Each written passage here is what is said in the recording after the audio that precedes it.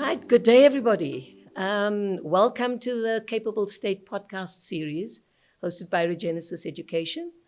I'm your host, Subhatri Naidu from the Corporate Education team, and I am very pleased today to be able to invite you to join us in a fascinating conversation on the question of ethical leadership, in the role of leadership and ethics in building a capable state. Now, a quick comment, why would Regenesis Education be interested at all in this conversation? Well, a big part of it is I don't have to share too much about what's out there at the moment. We have many commissions underway. There's a lot of discussion in the public domain about what is going wrong in our country.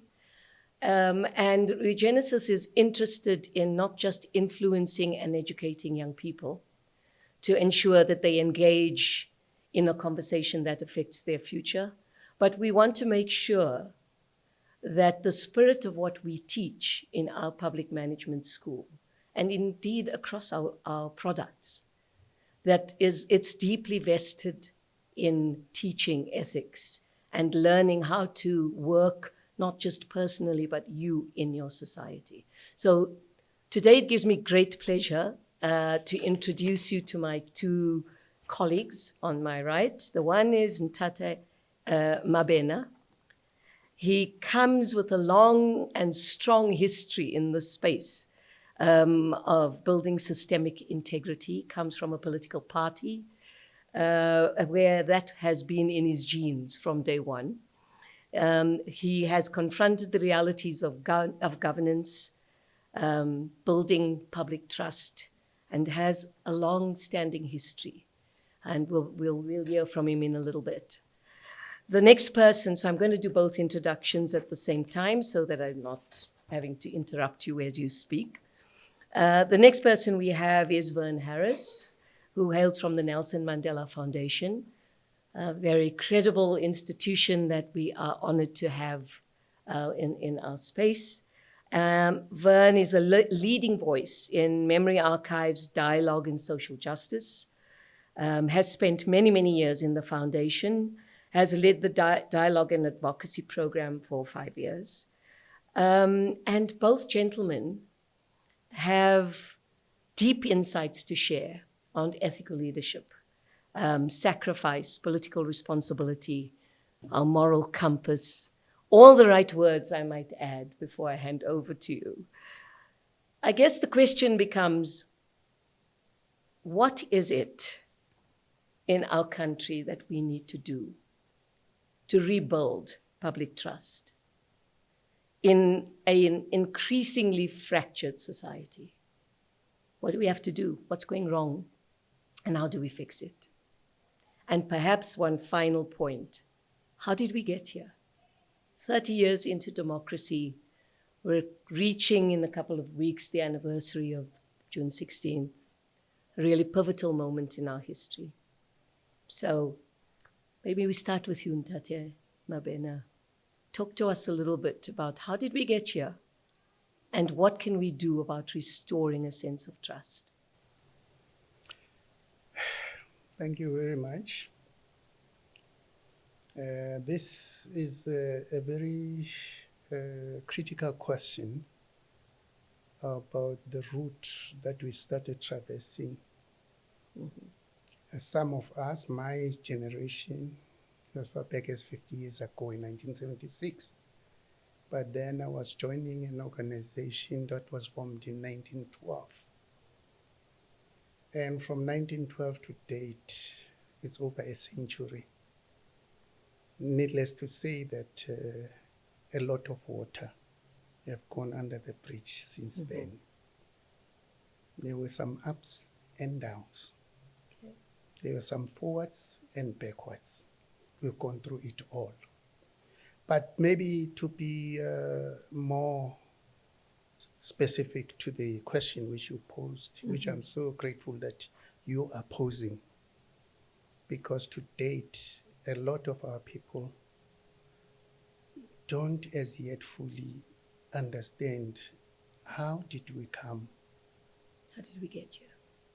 to be where we are today. Yeah. And I firmly believe that to understand anything, you have to understand its origin. Where did it start? So as to establish just what was wrong. Now, cut a long story short, we're up against arguably one of the worst systems known to man in the world, called apartheid. And what apartheid was about, it was the most brutal and vicious form of oppression known to men. That was our starting point. And that being the case, first and foremost, before we could even qualify to challenge that system, we needed to resolve, to come up with a system that would be better than that system. And in a nutshell, apartheid was very unethical. And contrary to popular belief, not only to us as black people, but to all South Africans, because you either fell in line with it or you were out of line. Having said that, apartheid was not sitting and watching us, preparing to destroy it. It responded. And that response took many forms. But principle of which was to infiltrate us and make sure that all the noble ideals that the African National Congress was created for do not see the day of light. What I'm trying to drive at is that now we're sitting with a situation now, 32 years of what is supposed to be democracy. And to the average former victim of apartheid, nothing could be further from the truth than that.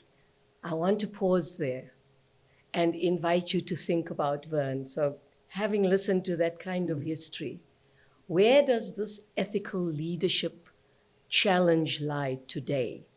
Because what was described is a really horrendous period in our history. So surely we should not be having this conversation 30 years later.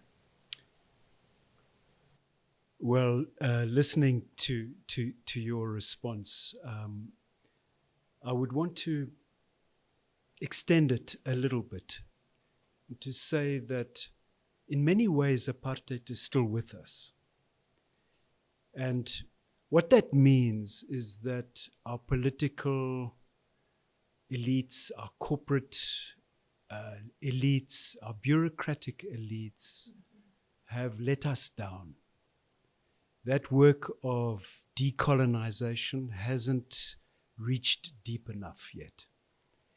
And so if we talk about what needs to be done in this moment and how we rebuild trust, well, it's not about appointing another commission of inquiry. Agreed. We've had so many since 1994. Yes. We need a different kind of strategy now. And what do you think such a strategy might bring us in terms of, I love that you're talking about elites, because that's what we've become. A movement that was powerful and as a broad church, as Ntate Mbena talked to me about earlier, becoming a political party, governing 27, 30 years later. We're dealing with high levels of corruption in the state, high levels of exposure to elite capture of different spaces. And so, and commissions of inquiry that are highlighting that for me personally, and I think for many people in the country, there's no way getting around that the trust has been broken. But at the same time, what is my role? And what is the role of society generally? But what are consequence management out of these commissions? Who'd like to go with this one? I would like to come in there. Please do. Because it raises so many bells. Let me start this way. The African National Congress, as I stated earlier on, has been correctly described as a broad church. We were not a monolithic entity because we were not an organization that was formed on the basis of a particular ideology, East or West, Western ideology. We were fighting for a national liberation. That's what we were. But to achieve our goal, anybody who came to us and said, I'm opposed to apartheid, was welcome. Very little, how can I put it? We did very little search into the background of the people who were coming into our ranks. And that being the case, it follows that, for instance, I, as a member of the African National Congress, I joined the African National Congress on the basis of the ethics that described the African National Congress as an organization. Mm-hmm.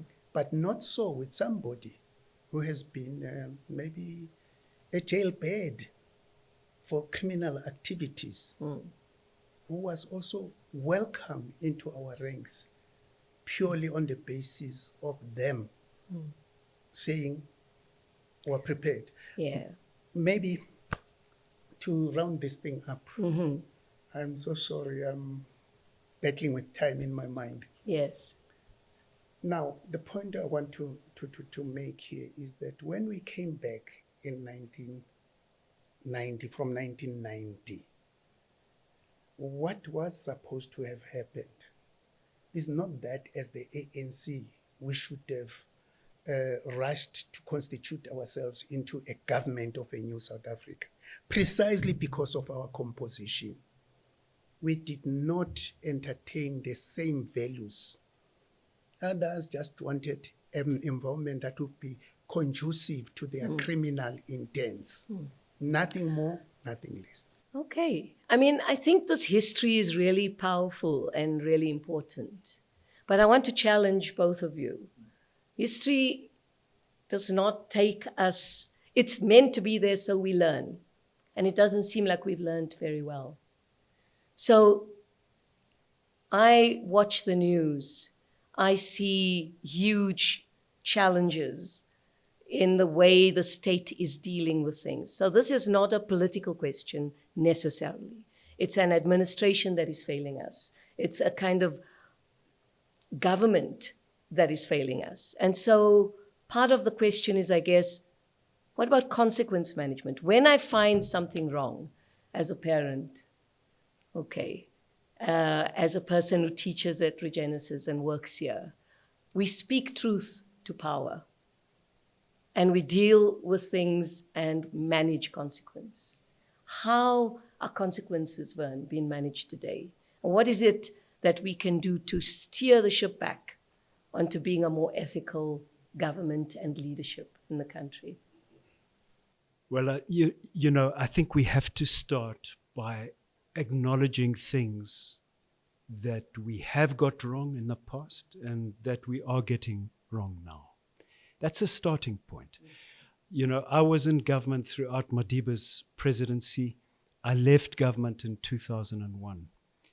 I think it's important for the ruling party of the time, for those who were part of the government of national unity in that first administration, senior bureaucrats like myself, is to be talking about the mistakes we made, the strategies we tried to implement that weren't appropriate.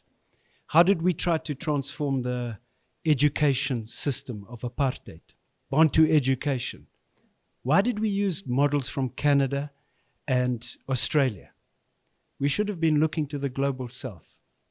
Now, if we can show that degree of candor and honesty, actually, I think it creates a space for us to be more creatively critical about today. And I'll be provocative now. It doesn't help when a former leader of our country says, well, it's got nothing to do with the ANC. This pala thing, it's about an individual business person. That's not helpful. I like where we're going here, because I think it's the kind of candor that really is needed and will move us along this path. Anything from you, Ntate, on this one? You know, I couldn't agree more Yeah? with my colleague here.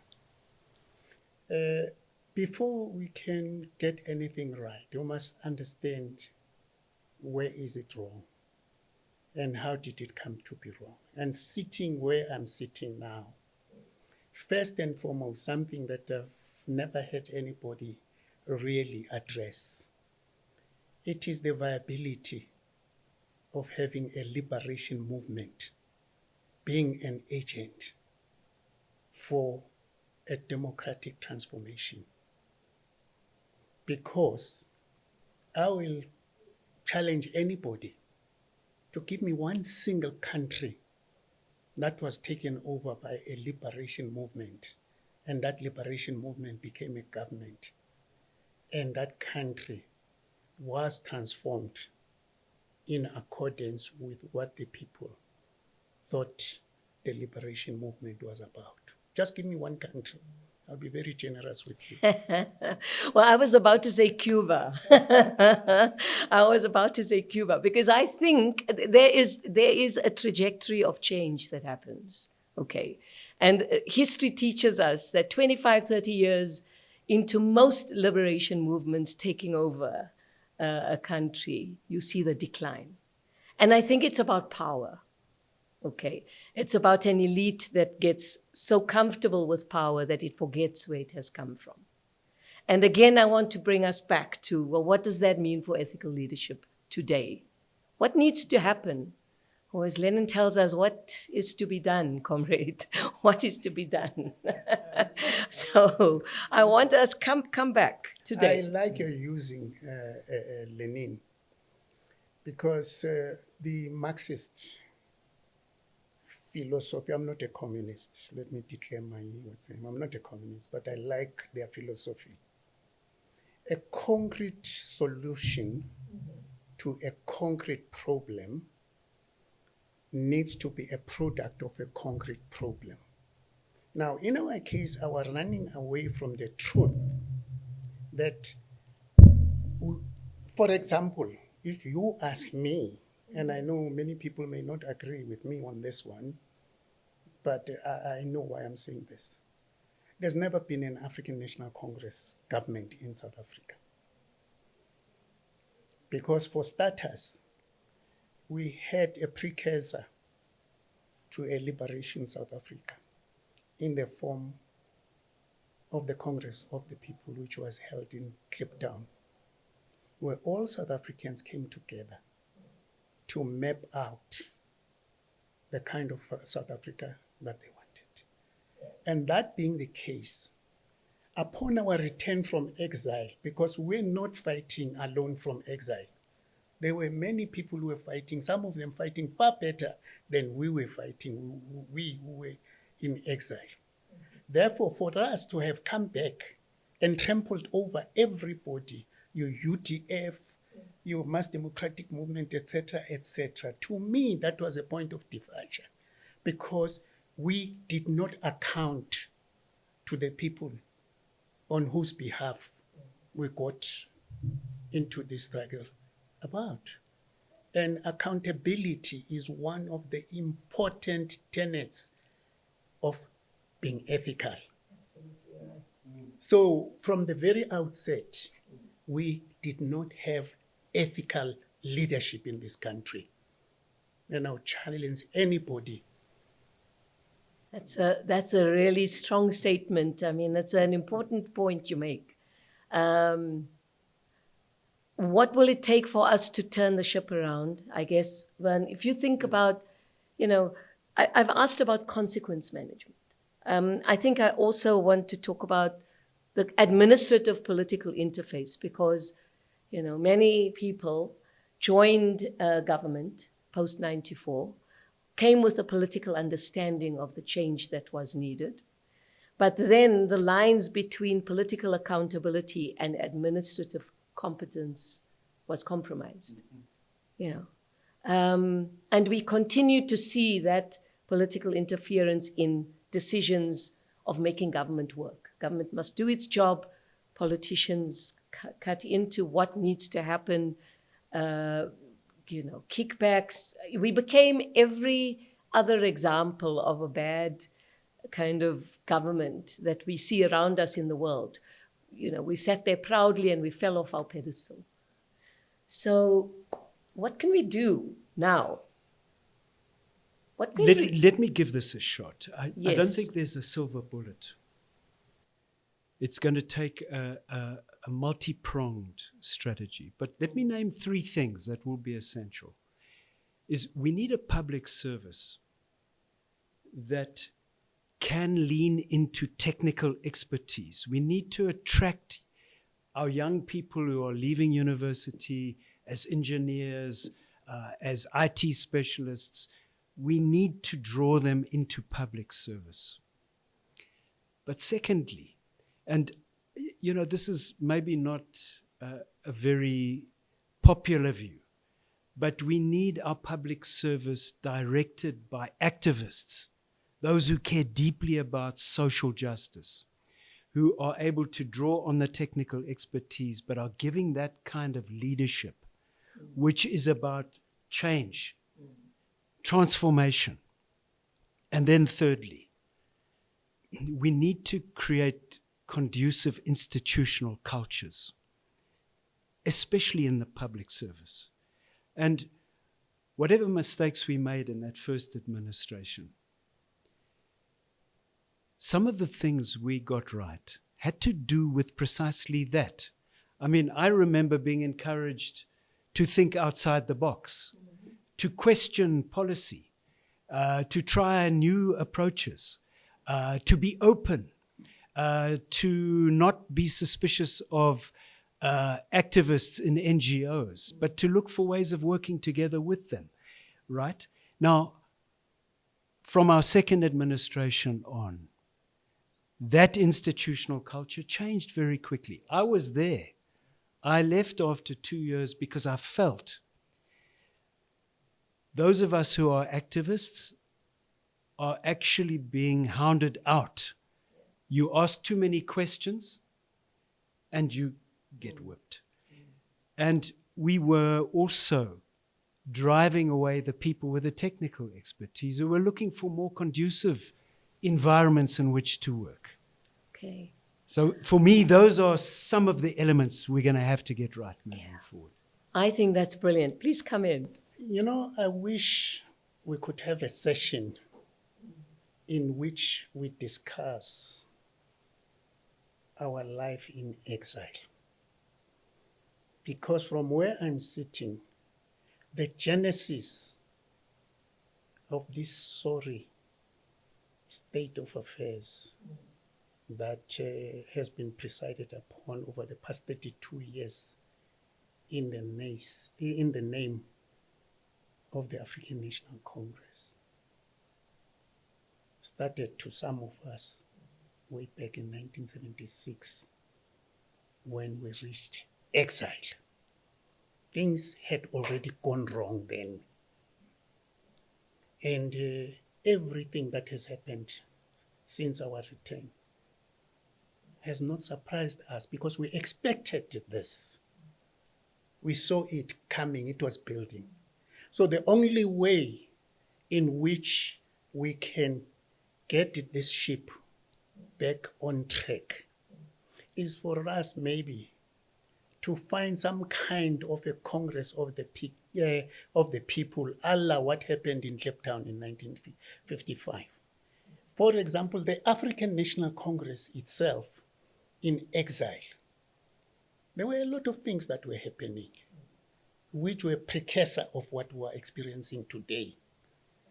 There was a conference in a place called Morogoro in 1969 where, of course, they were addressing the issue of the inclusion of the other national groups of our country, because the African National Congress until then was only black. And then there was the Congress of Democrats and so on and so forth. But we're existing precisely, exactly the way apartheid was doing things, dividing people according to their race, to their color, and all those things. But they did not fully address, in the same way that when we came back to South Africa in the 1990s, to this day, I don't know of any government exercise seriously addressing itself to undoing the mess that apartheid created amongst the people of South Africa. 32 years later, I'm sorry, let me just around. Sure. 32 years later, we are still looking at each other as blacks, whites, Indians, coloreds, and so on and so forth. There is no way you can have a coherent and cohesive government with that, because we are perpetuating what apartheid was about. Right now, we inherited a South Africa that had 4 provinces. Today, we've got 9 provinces. Is that not an antithesis of what was resolved in Cape Town in 1955? Okay. So, I mean, I think, we've had a very powerful exchange here. And Tate, you've brought us from the kind of history of exile to where we are today and why things are so difficult to shift.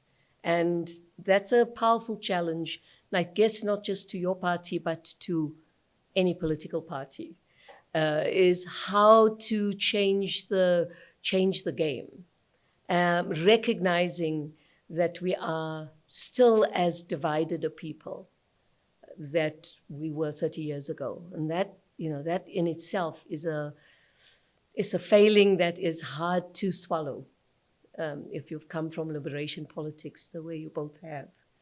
At the same time, I think Verne is bringing me here to the present and saying, here's your solution.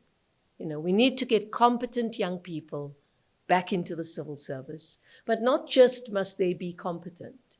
They must be change makers. They must be activist in spirit. They must echo the kind of young, vibrant person and civil servant that we saw in the 90s, post-elections, joining the civil service, thinking outside the box, making things happen in a bit of a different way. I sit here thinking, I engage with young people on a daily basis in this institution, and there's not only isn't there a sense of history, but there's also very little incentive to be different and to go back in. There's cynicism, let's put it that way. There's huge cynicism of what does this get me? And, I want to put it to you that even when people use the word comrade today versus when you used it, it was a sign of camaraderie, it was a sign of positive companionship, of being committed to the same kinds of things. Well, these days, when young people say comrade, they associate it mostly with cynical backhanders moving upward in a kind of, steps to power. And so shifting that and getting young people to see and be different, I think, points for me to a really important road for Regenesis, certainly. We can do it differently. We can teach differently to build that sense of it. Back in the day, I think there was initiatives like that from Wits University, from other universities, right? You rebuilt a different kind of civil servant. Is that a kind of first step in the right direction, do you think? Maybe we'll start with you, Verne. Whatever else we do, we have to attract young people into public service by showing them institutions that work, that are exciting to be associated with, and that are doing good things in the world. We South Africans, we're not good at celebrating our wins. We look at the things that are not working. But we have fixed institutions that were either deliberately broken or were captured. And they are now functional and they are doing a good job. We need to be celebrating those stories and using them as an example of how we can scale that up and then attract young people who want to be part of that. Love it. Before I let you come in, Tati, I think there's another point you're making. And sharing those stories talks to having very savvy, very focused media work as well. And I think that's the other piece that we have let slip. We've not let the media kind of engage, or we've not built progressive media. We've let it slide. And I think that's something to also consider as we get into this conversation. I'm going to ask you for some final comments in this conversation on ethical leadership, some thoughts that you might have that you would like to leave us with. In lieu of that, I would like to borrow from the English language the saying that he calls the tune who pays the piper. Where does that take me? There is no way we can change things to the direction that we want them to traverse, unless the powers that be want it to happen. Now, it so happens that what happened pre-1994 and in 1994 needs to be unpacked to its basics, namely, what forces were behind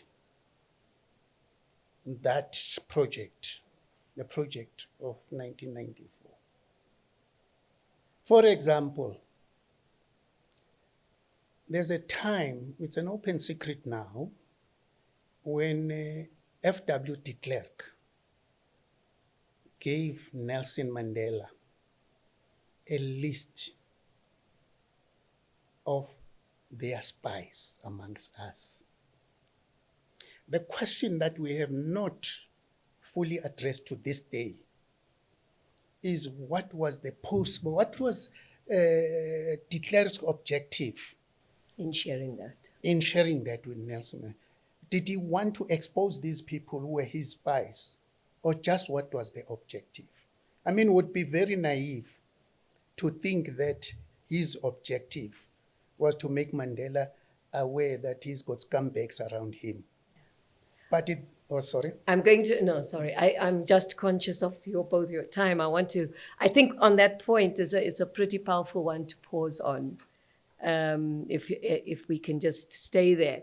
And for someone who currently is very associated with the foundation, perhaps some closing comments from you on where the foundation is on this question of ethical leadership and where you want to head. Top of mind for me is we have to find a way, and you've raised a point around evidence, around lists. The Zondo Commission produced an incredible archive of evidence. Why will nobody tell us where that archive is? Why is the NPA struggling to get access to it? Until commissions of inquiry are turned into instruments of accountability that are promoting real change, transformation, we'll be stuck where we were with the Truth Commission. We go through the Truth Commission, recommendations are never implemented. Well, on that note, I want to say that you have taken us on that journey, on that train from where we've come from to where we're heading in a very powerful way. I think that what you've taught me today as well is that there are hard questions we can't get away from, and we have to grapple with if we want to get to the truth. So it is that hard truth that Regenesis is taking the challenge up with, to see how we incorporate some of this into the kind of work we do as an education institution. So with that, I want to thank you both very, very much from the bottom of our hearts at Regenesis. It has been a fascinating conversation, and I think we'll continue it post this discussion. So thank you both very, very much. Our pleasure. My pleasure.